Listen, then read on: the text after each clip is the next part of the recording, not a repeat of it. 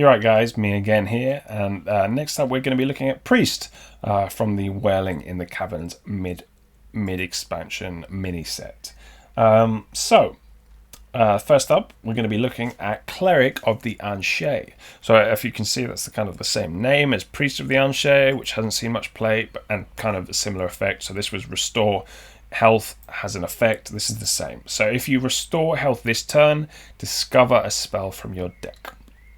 So the first thing that comes to mind when I looked at this is Cleric of Scales, which was the 1/1 1 mana 1/1, where if you're holding a dragon, discover a spell from your deck. So same discover spec and a 1 mana minion, but it's a bit different because to activate this effect, it's not just because you have a card in your hand, you have to heal this turn, so you have to actually do something. So that means if this is more likely to be coming down on if you're using the hero power turn 3, maybe you're using it earlier to use renew, but you also need something to be healed. You need damage to have been taken for this to have an effect. So it's kind of slow, actually. It's low in cost when you do use it for the minion and the body itself, but the effect of it will not come down turn 1, presumably, because no one's taking any damage.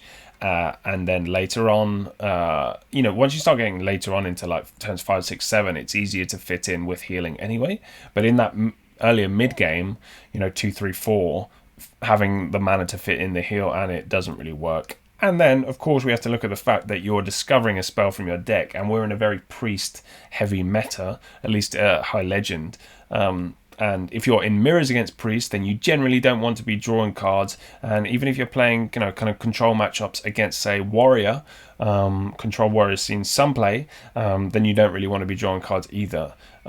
So the fact that you're discovering a card from your deck as opposed to generating a card from Venomous Scorpid or from Wandmaker is actually a negative. It's a negative to be taking cards from your deck instead of just generating extra value. So I think for that fact, this card's not going to see much play, and you'll see some parallels with this, with the other cards that are coming up. So the next one we'll be taking a look at is similarly drawing card from your deck, Devout Dungeoneer. So again, continuing from the Dungeoneers, this is the priest version of it, a 3 mana 2/3 that draws a spell. If it's holy, reduce its cost by 2. So, of course, this card is looking to take advantage of holy spells, funnily enough. But a lot of the good spells in Priest right now aren't holy spells. A lot of them are. Of course, Apotheosis is a holy spell. If we look at even the ones from this set, Desperate Prayer is a spell, but reducing the cost of that wouldn't make sense. It's a 0 mana spell. Condemn would be a good reduction. But we also have shadow spells, like Devouring Plague. Or another shadow spell is Raise Dead, again, which you can't reduce the cost of. We also have shadow. Soul Mirror is another shadow spell. So quite a lot of shadow spells. Hysteria is a shadow spell. So a lot of the spells that you generally run in your priest control deck these days would not match for this, or at least you wouldn't be consistently hitting the holy spell and getting the reduction.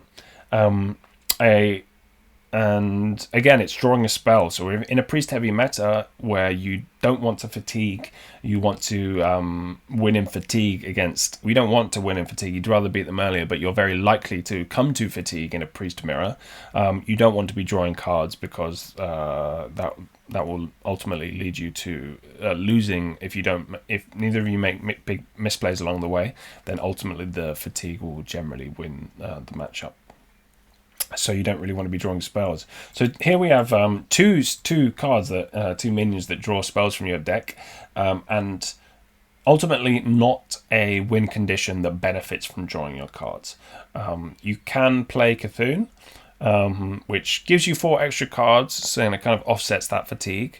But generally, you're still playing Raised Deads, so if you're raised deading and getting these, that means you're then drawing more cards. That offset of fatigue doesn't really work out.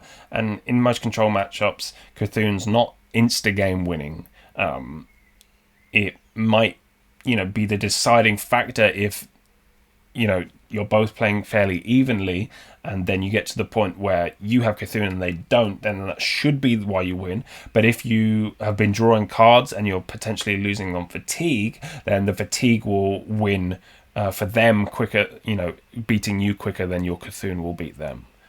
So these cards, potentially options for a future expansion where there's some combo finisher to draw into, or not even just a combo finisher, but a big endgame finisher, then potentially this will help you get to that quicker.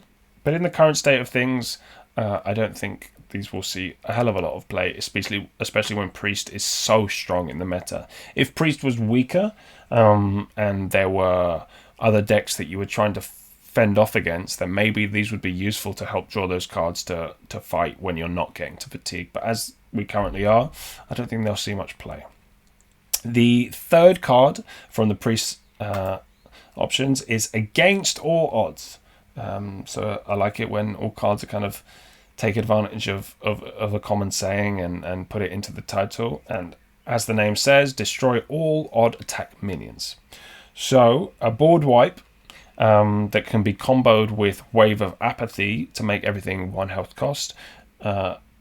One attack, and then that of course is odd, so you can wipe the board with that. But Wave of Apathy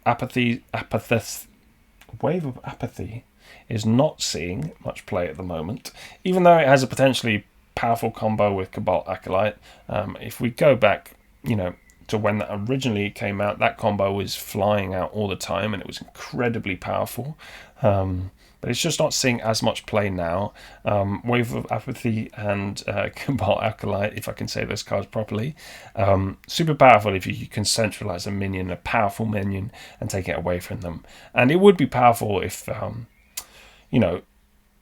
think it even seems like it should be powerful against current options, and Paladin playing big minions, and then 6/6 from the Hammer of Naru, being able to steal that, or stealing a big dragon, stealing Alexstrasza, or even stealing priest cards, like stealing a Lightshot Elemental.